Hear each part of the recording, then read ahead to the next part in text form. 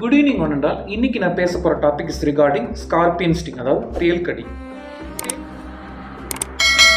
தேள்கடியினால் ஏற்படுற மரணங்கள் நம்ம கிராமப்புறங்களில் அதிகமாக இருக்குது. அதுவும் குழந்தைகளை இந்த தேள்கடிங்கிறது ரொம்ப அதிகமான பாதிப்பை ஏற்படுத்துது பெரியவங்களை கம்பேர் பண்ணும்போது.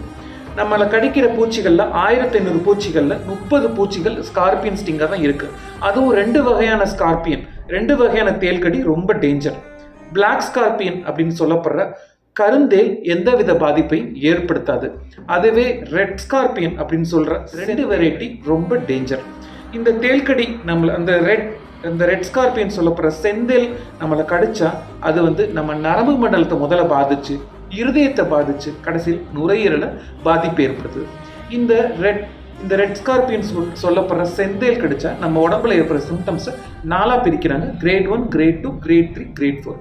முதல்ல அந்த தேள் கடிக்கும் போது அந்த இடத்துல ஒரு விதமான சிவந்த நிறமா அந்த இடத்துல காணப்படும், ஒரு விதமான வீக்கம் ஏற்படும். அப்புறம் அந்த இடத்துல அந்த அந்த பெரஸ்தீஷியான்னு சொல்லப்படுற மரத்து போகிற தன்மை ஏற்படுது.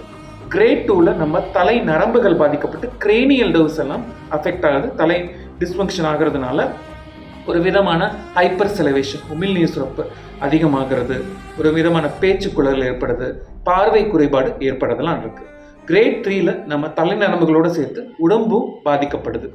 கிரேட் 4ல நம்ம உடம்புல சொல்லப்படுற தன்னியக்க நரம்பு செயல்பாடு, அதாவது அட்டானமிக் நர்வ்ஸ் டிஸ்ஃபங்க்ஷன் ஏற்படுறதுனால ஒரு விதமான ஸ்வெட்டிங், தலையில் உடம்புல கை கால் எல்லா இடத்துலையுமே வேர்வை சுரப்பு அதிகமாக இருக்கும். அப்புறம் உமிழ்நீர் சுரப்பு அதிகமாக இருக்கும். குழந்தைகளுக்கு ஆண்குறி விரைப்புத்தன்மை அதிகமாக இருக்கும், பிரையாபிசம் சொல்லுவோம். அதே மாதிரி இருதயம் அஃபெக்ட் ஆகிறதுனால டாக்கிகார்டியா, ஒரு மேலே இருதய துடிப்பு ரொம்ப அதிகமாக ஏற்படுது. நமக்கு இசிஜி எடுத்து பார்க்கும்போது அதில் இருதய செயல்பாடு மாறுபாடுகள் அதிகமாக தென்படுது. அப்புறம் நம்ம உடம்புல அந்த இருதயம் ரொம்ப அதிகமாக அஃபெக்ட் ஆகிறதுனால லெஃப்ட் ஹார்ட் ஃபெயிலியர், அதாவது இருதய செயல்பாடு குறையுது. அப்புறம் நுரையீரலில் தண்ணீர் கோக்குற தன்மை அதிகமாகுது.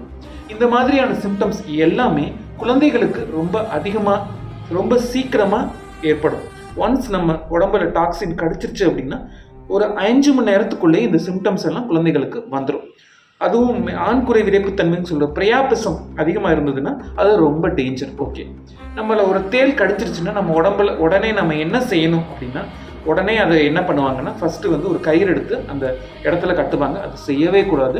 நீங்கள் ஹாஸ்பிட்டல்ஸ்க்கு உடனே கூட்டு வந்தீங்கன்னா ஃபஸ்ட்டு நாங்கள் டிடி போடுறோம். அதுக்கப்புறம் அது அடல்ட் பேஷண்ட்டாக இருந்தாலும் சரி, பீடியாட்ரிக் பேஷண்டாக இருந்தாலும் சரி, அவங்களுக்கு கையில் பிபி கட்டி பார்க்குறோம். அதில் பிபி அதிகமாக இருந்தால் அவங்களுக்கு ப்ரசோசின் அப்படிங்கிற ஒரு ட்ரக்கை கொடுக்குறோம்.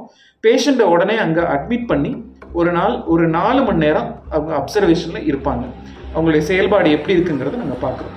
ரொம்ப சிவியராக வரும்போதே ஒரு விதமான ஸ்வெட்டிங், ஒரு மாதிரி பால்பிட்டேஷன், ஒரு மாதிரி ஆண்குறை விரைப்புத்தன்மையோட குழந்தைகளை கூட்டிகிட்டு வந்தால் உடனே அவங்கள ஐசியூவில் அந்த குழந்தைய அட்மிஷன் போட்டு அதோடைய செயல்பாடுகளை நாங்கள் மானிட்டர் பண்ணிட்டே இருக்கோம். அதுக்கான ட்ரீட்மெண்ட்டை கொடுத்துக்கிட்டே இருப்போம். இதுக்கு ஒரே ஒரு ட்ரக் தான் அவைலபிளாக இருக்குது. ஆல்ரெடி சொல்லிட்டேன், ப்ரசோசின்கிற ட்ரக் இதுதான் யூஸ் ஆகுது. அப்புறம் ஆன்டி ஸ்னேக் வீனம் மாதிரி ஆன்டி ஸ்கார்பியன் வீனமும் நமக்கு இப்போ அவைலபிளாக இருக்குது. அது நம்ம மெடிக்கல் காலேஜஸில் கிடைக்கும்.